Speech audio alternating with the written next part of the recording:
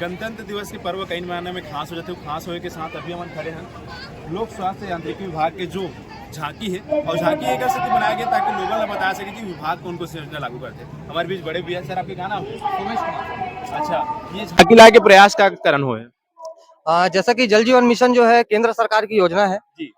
2024 तक के सभी के घरों में 55 लीटर पानी की उपलब्धता सुनिश्चित करानी है और साथ ही साथ में सभी घरों में एफएसटीसी भी बनना है।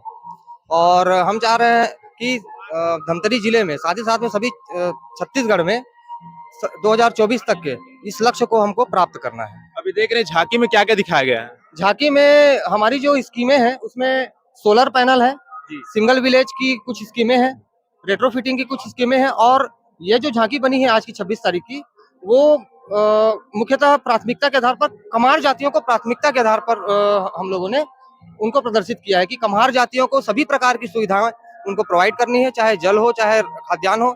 उसमें हमारे जो विभाग है वो जल जीवन मिशन पर काम करी और इसके तहत में कमार जनजातियों को भी हमको जल की उपलब्धता सुनिश्चित करानी है। अच्छा, अभी देखा जा रहा है कि पहाड़ी क्षेत्रों में कहीं ना कहीं पानी की दिक्कतें होती है, क्या उस क्षेत्र में भी काम किया जा रहा है विभाग द्वारा? हाँ, उन क्षेत्रों में सोलर पैनल के माध्यम से हम पानी की सप्लाई कर रहे हैं। वहाँ पे जो बसाहटें होती हैं ऊपर में पहाड़ी क्षेत्रों में, वहाँ के लिए सोलर सिस्टम स्थापित करके जल की व्यवस्था की गई है। अच्छा, अभी इस झांकी में कुछ खास है क्या अभी लाने के प्रयास में कुछ? इस झांकी में खास ये है कि अभी प्रधानमंत्री जी का जो फोकस है वो पूरा पूरा कम्हार जनजातियों के ऊपर है। तो उन कम्हार जनजातियों को ये सुविधा दिलवाने के लिए ही आज इसी थीम पर हम लोगों ने झांकी बनाई है।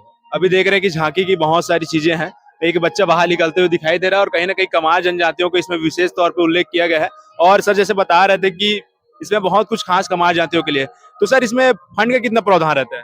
फंड तो ऐसा है कि जल जीवन मिशन योजना केंद्र सरकार की योजना है जिसमें 45% की राशि केंद्र सरकार देती है, 45% राज्य सरकार और 5 और 10% सामान्य क्षेत्रों के लिए अंशदान के रूप में लिया जाता है और 5% की जो राशि है वो ST/SC है या आदिवासी बहुल्य क्षेत्र है या जो ग्रामीण क्षेत्र है उनके लिए 5% अंशदान की राशि रखी गई है। अभी सरकार बदलने के साथ क्या काम में गति है इसकी, कुछ लेट लतीफी है? नहीं, अभी जो सरकार आई है वो बहुत जल्दी ही इस कार्य को पूरा करने के लिए कह रही है। मे बी कि धमतरी जिला लगभग मार्च 2024 तक के हम 100% एफएसटीसी पूर्ण कर लेंगे। अभी कौन से क्षेत्र में पिछड़ा है, अभी कौन से एरिया में? अभी कुरुद एवं मंगल रोड में थोड़ी सी हमारी जो प्रगति है वो धीमी इसलिए हुई है क्योंकि वहाँ पर्याप्त जल स्रोत नहीं हो पाने की वजह से हम लोगों को पानी उपलब्ध नहीं करा पा रहे हैं। जैसे ही किसी भी प्रकार से जल की स्रोत की उपलब्धता होगी तो उनको सभी के घरों तक पानी पहुंच जाएगा। अच्छा, अभी जो व्यवस्था की जा रही है बोर के माध्यम से की जा रही है कि जलाशयों के माध्यम से पानी आपूर्ति की जा रही है? अभी तो जो स्कीमें बनी है वो सिंगल विलेज और रेट्रोफिटिंग विलेज है जिसमें उन्हीं के गांव में ही जो जल स्रोत है उनसे ही उनको जोड़ा गया है।